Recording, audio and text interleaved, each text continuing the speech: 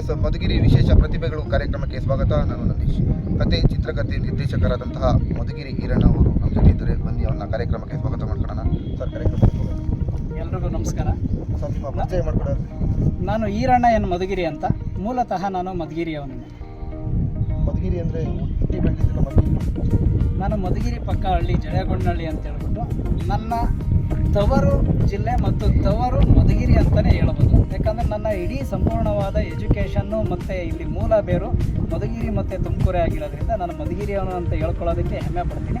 ಆದ್ದರಿಂದಲೇ ನನ್ನ ಹೆಸರಿನ ಮುಂದೆ ಈರಣ್ಣ ಎನ್ ಮಧುಗಿರಿ ಅಂತ ಹೇಳ್ಬಿಟ್ಟು ಸರ್, ಇದುವರೆಗೂ ಎಷ್ಟು ಚಲನಚಿತ್ರಗಳು ನಿರ್ದೇಶನ ಮಾಡಿದ್ದೀರಿ? ನಾನು ಇದುವರೆಗೂ 2 ಚಲನಚಿತ್ರಗಳನ್ನ ನಿರ್ದೇಶನ ಮಾಡಿದ್ದೀನಿ. 3ನೇ ಚಲನಚಿತ್ರ ಆಲ್ರೆಡಿ ರನ್ನಿಂಗಲ್ಲಿದೆ. ಯಾವುದಂತ ಹೇಳ್ಬೋದು? ಮೊದಲನೇ ಚಲನಚಿತ್ರ ಬಂದ್ಬಿಟ್ಟು ಸಾಧನೆ ಶಿಖರ ಅಂತ ಹೇಳ್ಬಿಟ್ಟು ನಮ್ಮ ಹಳ್ಳಿ ಮಣ್ಣಿನ ಸೊಗಡಿನವರಾದ ಡಾಕ್ಟರ್ ದೊಡ್ಡರಂಗೇಗೌಡರು, ಪ್ರಖ್ಯಾತ ಸಾಹಿತಿಗಳು, ನಮ್ಮ ಮಧುಗಿರಿಯವ್ರನ್ನೇ ಇಟ್ಕೊಂಡು ಅವ್ರನ್ನೇ ಮುಖ್ಯ ಭೂಮಿಕೆಯಲ್ಲಿ ಇಟ್ಕೊಂಡು ವೈಜನಾಥ್ ಬೀರಾದರ್ ಅವರು, ಅಪೂರ್ವ ಅವರು, ಶಂಕನಾದ ಅಂಜನಪ್ಪ ಅವರು ಮತ್ತು ಪ್ರೀತಮ್ ಅಂತ ಒಬ್ಬ ಹೊಸ ಹುಡುಗನ್ನ ಇಟ್ಕೊಂಡು ಒಂದು ಎಜುಕೇಷನ್ ಓರಿಯೆಂಟೆಡ್ ಪ್ಲಸ್ ಹಳ್ಳಿಯ ಗ್ರಾಮೀಣ ಸೊಗಡಿನ ಬಗ್ಗೆ ಒಂದು ಚಿತ್ರ ಮಾಡಿದ್ದೀನಿ. ಅದರಲ್ಲಿ ವಿಶೇಷತೆ ಏನು ಅಂತಂದರೆ ಇಡೀ ಭಾರತೀಯ ಚಲನಚಿತ್ರರಂಗದ ಇತಿಹಾಸದಲ್ಲೇ ಪ್ರಪ್ರಥಮ ಬಾರಿಗೆ ಬರೀ ಗಾದೆಗಳನ್ನೇ ಸಂಭಾಷಣೆಯಾಗಿ ಬಳಸ್ಕೊಂಡು ಮಾಡಿದ್ದೀನಿ.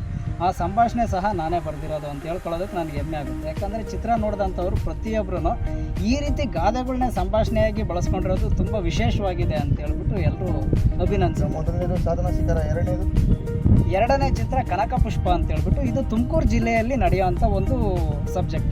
ಅಂದರೆ ಇದು ಅಡ್ವೆಂಚರ್ ಸಬ್ಜೆಕ್ಟ್ ಇಟ್ಕೊಂಡು ಮತ್ತು ಟ್ರೆಕ್ಕಿಂಗ್ ಇಟ್ಕೊಂಡು ಅದ್ರ ಬಗ್ಗೆ ಮಾಡಿದ್ದೀನಿ.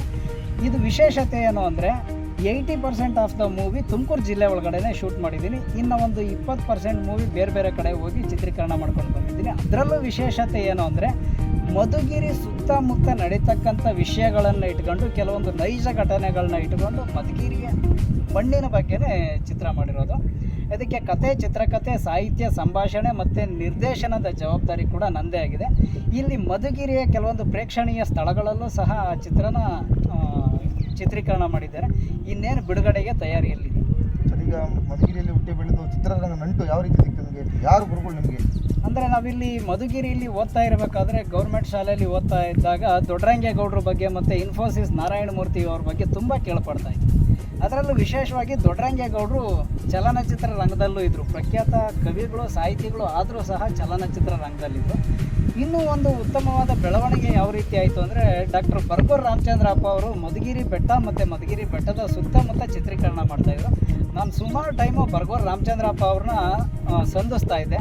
ಆ ಟೈಮಲ್ಲಿ ನಾನು ಅವ್ರಿಗೆ ಹೇಳ್ತಾ ಇದ್ದೆ, ಗುರುಗಳೇ, ನಾನು ನಿಮ್ಮ ಜೊತೆ ಬಂದು ನಿಮ್ಮ ಶಿಷ್ಯ ಆಗಿ ನಾನು ಚಲನಚಿತ್ರ ರಂಗದಲ್ಲಿ ಮುಂದುವರಿಬೇಕು ಅಂತ ಹೇಳ್ತಾ ಇದ್ದೆ. ಆಗ ಅವರು ಫಸ್ಟು ನೀನು ಎಜುಕೇಷನ್ನ ಕಂಪ್ಲೀಟ್ ಮಾಡ್ಕೊಂಡು ಆಮೇಲೆ ಬಾ ಅಂತಂದರು. ಅದೇ ಸಮಯದಲ್ಲೇ ನಾನು ಚಿತ್ರರಂಗಕ್ಕೆ ಹೋಗಬೇಕು ಅಂತ ಅಂದಾಗ ದರ್ಶನ್ ಸರ್ದವ್ರು ಚಲನಚಿತ್ರ ನಿರ್ದೇಶನ ಮಾಡಿರ್ತಕ್ಕಂಥ ಶಾಹುರಾಜ್ ಶಿಂದೆ ಅಂತ ಹೇಳಿದ್ರು. ಅಂದರೆ ಅವ್ರದ್ದು ಸ್ನೇಹನ ಪ್ರೀತಿನ ಮತ್ತು ಅರ್ಜುನ್ ಅಂತ ಸಿನಿಮಾನ ನಿರ್ದೇಶನ ಮಾಡ್ತಾರೆ. ಅವ್ರ ಹತ್ರ ನಾನು ಶಿಷ್ಯ ವೃತ್ತಿನ ಆರಂಭಿಸ್ತೀನಿ. ತದನಂತರದ ದಿನಗಳಲ್ಲಿ ಜೋಗಿ ಪ್ರೇಮ್ ಅವರ ಒಬ್ಬ ಫ್ರೆಂಡ್ ಆಗಿರ್ತಕ್ಕಂಥ ಮಳವಳ್ಳಿ ಸಾಯಿ ಕೃಷ್ಣ ಅವರು ಸಂಭಾಷಣೆಕಾರರು, ಅವ್ರ ಜೊತೆ ನಾನು ಸಂಭಾಷಣಾ ವೃತ್ತಿಯನ್ನು ಕಂಟಿನ್ಯೂ ಮಾಡ್ತೀನಿ. ಅದಾದ ನಂತರ ಅಜಯ್ ಕುಮಾರ್ ಅನ್ನೋ ಒಬ್ಬ ಡೈರೆಕ್ಟ್ರು ಮತ್ತು ಪ್ರೊಡ್ಯೂಸರ್ ಜೊತೆಲಿ ವರ್ಕ್ ಮಾಡ್ತೀನಿ. ಮತ್ತು ನಾಗರಾಜ್ ಪಿಣ್ಯ ಅಂತ ಹೇಳ್ಬಿಟ್ಟು ಹುಡುಗಾಟ ಸಿನಿಮಾ ನಿರ್ದೇಶಕರಾದ ಸಂಜಯ್ ಕುಲಕರ್ಣಿ, ಈ ರೀತಿ ಮೇರು ಪ್ರತಿಭೆಗಳ ಜೊತೆ ನನ್ನ ಸಮಾಗಮನ ಸಾಗುತ್ತೆ. ಅಂಥ ಟೈಮಲ್ಲಿ ಅವರು ಕಲಿಸಿದಂಥ ಎಲ್ಲ ವಿದ್ಯೆಯನ್ನು ಕಲ್ತ್ಕೊಳ್ತಾ ಇರಬೇಕಾದ್ರೆ ನಾನು ಕತೆ, ಚಿತ್ರಕಥೆ, ಸಂಭಾಷಣೆ ಮತ್ತು ಸಾಹಿತ್ಯವನ್ನು ಬರ್ಕೋತಾ ಇದ್ದೆ. ನಾನು ಇನ್ನೇನು ಡೈರೆಕ್ಷನ್ ಮಾಡಬಹುದು ಅಂತ ನನ್ನಲ್ಲೇ ನನಗೆ ನಂಬಿಕೆ ಬಂದಾಗ ಸಾಧನೆ ಶಿಖರ ಅನ್ನೋ ಒಂದು ಕಥೆನ ಹೋಗ್ಬಿಟ್ಟು ಸತ್ಯನಾರಾಯಣಾಚಾರ್ಯನ ನಿರ್ಮಾಪಕರಿಗೆ ಅಪ್ರೋಚ್ ಮಾಡ್ತೀನಿ. ಅವರು ಆ ಚಿತ್ರನ ತುಂಬ ಮನಸ್ಫೂರ್ತಿಯಾಗಿ ಒಪ್ಕೊಂಡಾಗ ದೊಡ್ಡರಂಗೇಗೌಡರು ನಮಗೆ ಬೆನ್ನೆಲುಬಾಗಿ ನಿಂತ್ಕೊಂಡು ಇಡೀ ಚಿತ್ರದ ಸಾಹಿತ್ಯವನ್ನು ದೊಡ್ಡರಂಗೇಗೌಡರೇ ಬರ್ಕೊಡ್ತಾರೆ. ಆದ್ದರಿಂದ ಅವರು ಸಹ ಸ್ಫುರದ್ರೂಪಿಯಾಗಿದ್ದರಿಂದ ನಾನು ಗುರುಗಳ ಪಾತ್ರದಲ್ಲಿ ಇವ್ರನ್ನೇ ತೋರಿಸ್ಬೇಕು ಅಂಥೇಳಿ ದೊಡ್ಡರಂಗೇಗೌಡರನ್ನ ಮುಖ್ಯ ಭೂಮಿಕೆಯಲ್ಲಿ ಹಾಕ್ಕೊಂಡು ಬಿರಾದರ್ ಅವರು, ಅಪೂರ್ವ, ಅಂಜನಪ್ಪ ಮತ್ತು ಪ್ರೀತಮ್ ಇನ್ನೂ ಮುಂತಾದ ಹೊಸ ಪ್ರತಿಭೆಗಳಿಗೂ ಸಹ ಅವಕಾಶನ ಏರ್ಪಡಿಸಿ ಆ ಚಿತ್ರವನ್ನು ನಿರ್ದೇಶನ ಮಾಡ್ತೀನಿ. ಈ ಚಿತ್ರದ ವಿಶೇಷತೆ ಏನು ಅಂದರೆ ಭಾರತೀಯ ಚಲನಚಿತ್ರ ರಂಗದ ಇತಿಹಾಸದಲ್ಲೇ ಪ್ರಪ್ರಥಮ ಬಾರಿಗೆ ಬರೀ ಗಾದೆಗಳನ್ನ ಡೈಲಾಗ್ ಆಗಿ ಬಳಸ್ಕೊಂಡು ಚಿತ್ರಕಥೆ ಮಾಡಿ ನಾನು ಸಿನಿಮಾನ ನಿರ್ದೇಶನ ಮಾಡ್ತೀನಿ. ಅದೊಂದು ಹೆಗ್ಗಳಿಕೆ ಇದೆ. ಮಧುಗಿರಿಯವನಾದ ನಾನು ಬರೀ ಗಾದೆಗಳಿಂದ ಒಂದು ಸಿನಿಮಾನೇ ಡೈರೆಕ್ಷನ್ ಮಾಡಿದ್ನಲ್ಲ ಅನ್ನೋ ಒಂದು ಖುಷಿ ಇದೆ. ಈಗ ಹೆಸರು ಮೂಲಕನೇ ಮಧುಗಿರಿ ಈರಣ್ಣ ಅಂತ ಹೇಳ್ಬಿಟ್ಟು ಮಧುಗಿರಿಗೆ ಒಂದು ಕೊಡುಗೆ ಕೊಡ್ತಾ ಇದ್ದೀರಾ. ಮುಂದೆ ಯಾವ ರೀತಿ ಕೊಡುಗೆ ಕೊಡ್ತೀರಾ ಮಧುಗಿರಿ? ಅಂದರೆ ಮಧುಗಿರಿ ಅನ್ನೋದು ಅದು ಮಧು ಎಂದರೆ ಜೇನು, ಗಿರಿ ಅಂದರೆ ಬೆಟ್ಟ. ಇಂಥ ಒಂದು ಮಧುಗಿರಿ ವಿಶ್ವ ಪ್ರಸಿದ್ಧಿ ಪಡೆದಿದೆ. ಇಂಥ ಒಂದು ಮಣ್ಣಿನ ಮೂಲಕ ಹೋದಾಗ ನಾವು ತಾಯಿ ಬೇರನ್ನು ಮರಿಬಾರ್ದು ಅನ್ನೋ ಕಾರಣಕ್ಕಾಗೇ ಈಗ ನಾನು ಯಾವುದೋ ಒಂದು ಕುಗ್ರಾಮದಿಂದ ಬಂದುಬಿಟ್ಟು ನಾನು ಹಳ್ಳಿ ಹೆಸರು ಇಟ್ಕೊಳ್ಳೋದೇನು ದೊಡ್ಡ ವಿಷಯ ಅಲ್ಲ, ಅದನ್ನು ಇಟ್ಕೋಬೋದು. ಆದರೆ ಮಧುಗಿರಿ ಅನ್ನೋದು ನನಗೆ ಇಲ್ಲಿ ಒಂದು ಜನ್ಮ ನೀಡಿರೋ ಸ್ಥಳ ಆಗಿರೋದ್ರಿಂದ ನನ್ನ ಹೆಸರಿನ ಮುಂದೆ ಈರಣ್ಣಯ್ಯನ ಮಧುಗಿರಿ ಅಂತ ಇಟ್ಕೊಂಡಿದ್ದೀನಿ. ಆ ಕಾರಣಕ್ಕಾಗಿ ಮಧುಗಿರಿ ಬಗ್ಗೆ ನನಗೆ ತುಂಬ ಅಭಿಮಾನ ಇರೋದ್ರಿಂದ ಕನಕಪುಷ್ಪ ಚಲನಚಿತ್ರದ 80% ಚಿತ್ರೀಕರಣವನ್ನು ಮಧುಗಿರಿ ತಾಲೂಕಿನಲ್ಲೇ ನಾನು ಚಿತ್ರೀಕರಣ ಮಾಡಿದ್ದೇನೆ. ಉಳಿಕೆ 20% ಚಿತ್ರೀಕರಣವನ್ನು ರಾಜ್ಯಾದ್ಯಂತ ಬೇರೆ ಬೇರೆ ಪ್ರದೇಶಗಳಲ್ಲಿ ಚಿತ್ರೀಕರಣ ಮಾಡಿದ್ದೀನಿ. ಮಧುಗಿರಿ ಬಗ್ಗೆ ಇನ್ನೂ ವಿಶೇಷವಾದ ಕಥೆಗಳಿದ್ದಾವೆ, ಅದು ಹಳ್ಳಿಗಾಡಿನ ಜನರ ಬಾಯಲ್ಲಿದೆ. ಆದ್ದರಿಂದ ಮಧುಗಿರಿಯ ಇತಿಹಾಸವನ್ನು ಇನ್ನೂ ಹೊರಗಡೆ ತರಬೇಕು ಅನ್ನೋ ಅಭಿಲಾಷೆ ಇದೆ. ನಮ್ಮ ಮಧುಗಿರಿ ಜನತೆ ಅದಕ್ಕೆಲ್ಲ ಸಾಥ್ ಕೊಟ್ಟಿದ್ದೆ. ಆದರೆ ಮಧುಗಿರಿಯನ್ನು ಒಂದು ವಿಭಿನ್ನವಾದ ದಾರಿಲಿ ಬೆಳೆಸಬೇಕು ಅನ್ನೋದು ಮತ್ತು ಬೆಳಿಬೇಕು ಅನ್ನೋದು ಎರಡೂ ಇದೆ. ನಮ್ಮ ಮಧುಗಿರಿ ಜನರ ಸಹಕಾರ ಸಿಗುತ್ತೆ, ನಿಮ್ಮಂಥವ್ರ ಸಹಕಾರ ಸಿಗುತ್ತೆ ಅಂತೇಳಿ ನಾನು ಭಾವಿಸ್ತೀನಿ. ಆದರೆ ಕನಕಪುಷ್ಪ ಚಿತ್ರ ಪ್ರೇಕ್ಷಕರ ಮುಂದೆ ಯಾವಾಗ?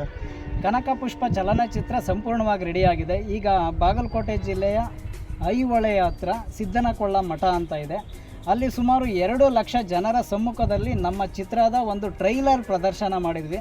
ಅಭೂತಪೂರ್ವವಾದ ಯಶಸ್ಸು ಸಿಕ್ತಲ್ಲಿ. ಪ್ರತಿಯೊಬ್ಬರು ಸಹ ಮಧುಗಿರಿ ಮತ್ತು ಚಿತ್ರದ ಕತೆ ತುಂಬ ಚೆನ್ನಾಗಿ ಮೂಡಿಬಂದಿದೆ ಅಂಥೇಳಿ ಖುಷಿ ಪಡ್ತಾ ಇದ್ದಾರೆ. ನಮ್ಮ ನಿರ್ಮಾಪಕರುಗಳಾದ ರಾಮಯ್ಯ ಸರು ಮತ್ತು ಡಾಕ್ಟರ್ ರಾಜು RS ರಾಂಪುರ ಅವರು ಚಿತ್ರದ ಬಗ್ಗೆ ತುಂಬಾ ನಂಬಿಕೆ ಇಟ್ಕೊಂಡಿದ್ದಾರೆ. ನಾನು ಅವ್ರಿಗೆ ಯಾವ ರೀತಿ ಹೇಳಿದ್ದೆ ಅದೇ ರೀತಿ ನೀವು ಸಿನಿಮಾನ ಚಿತ್ರೀಕರಣ ಮಾಡಿಕೊಟ್ಟಿದ್ದೀರಾ ಅಂತೇಳಿ ನನಗೆ ಅವರು ಅಭಿನಂದನೆ ತಿಳಿಸಿದ್ದಾರೆ. ಅದರ ಜೊತೆಲಿ ಡಾಕ್ಟರ್ ರಾಜು RS ರಾಂಪುರ ಅವರು ನಿರ್ಮಾಪಕರು ಆಗಿರೋದ್ರ ಜೊತೆಲಿ ಅವರೇನೆ ಮುಖ್ಯ ಭೂಮಿಕೆಯಲ್ಲಿ ಚಿತ್ರದಲ್ಲಿ ಭಾಗವಹಿಸಿದ್ದಾರೆ. ಅವರ ಅಭಿನಯನೂ ತುಂಬ ಚೆನ್ನಾಗಿ ಬಂದಿದೆ. ಅದರ ಜೊತೆಲಿ ಹೊಸ ಹೊಸ ಪ್ರತಿಭೆಗಳೆಲ್ಲರೂ ಇದ್ದಾರೆ. ಇನ್ನೇನು ಅತಿ ಶೀಘ್ರದಲ್ಲೇ ಒಂದು NOC ಬರಬೇಕು. ಆ NOC ಬಂತು ಅಂದರೆ ಚಲನಚಿತ್ರ ತೆರೆಗೆ ರೆಡಿ ಇದೆ. ಮಧುಗಿರಿಲೂ ಸಹ ಚಿತ್ರ ಬಿಡುಗಡೆಯಾಗೋದ್ರಿಂದ ತಮ್ಮೆಲ್ಲರೂ ಸಹಕಾರ ಬೇಕು ಅಂತ ಕೇಳ್ತೀನಿ. ಒಟ್ಟಾರೆ ಮಧುಗಿರಿ ಜನತೆಗೆ ಏನು ಹೇಳಕ್ಕೆ ಇಷ್ಟಪಡ್ತೀರಾ? ನಮ್ಮ ಮಧುಗಿರಿ ಜನತೆ ಕಲೆ ಮತ್ತು ಸಾಹಿತ್ಯಕ್ಕೆ ತುಂಬಾ ಪ್ರೋತ್ಸಾಹ ಕೊಡೋದ್ರ ಜೊತೆಗೆ ಉತ್ತಮವಾದ ಮನಸ್ಥಿತಿಯನ್ನು ಹೊಂದಿದ್ದಾರೆ.